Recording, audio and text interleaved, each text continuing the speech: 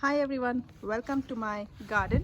So today I'll be showing you all how to save Avarakkai seeds for next year. So these are my Avarakkais.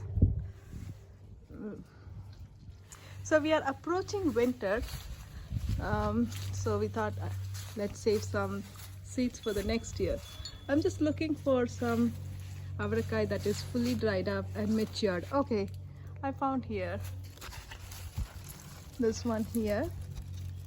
So this is the stage you need to pick it up, and let me open this and show you all how this actually looks. So it's pretty hard.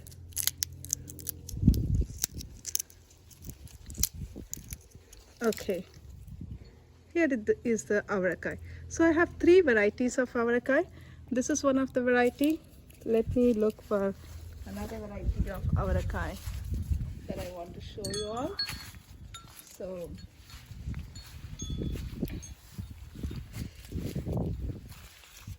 this is another variety. Let me see if I have seeds for this. Okay, this is another variety of Avarakkai.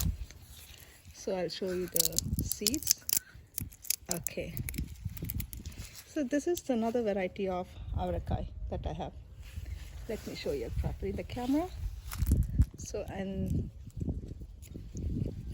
these are the two varieties I have. So store this in a Ziploc bag for next year. Once you have spring, start sowing this in the garden directly, in the soil I mean, or in a pot.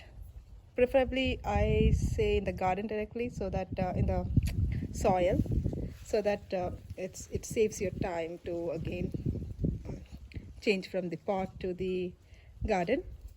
All right, thank you for watching. Bye bye.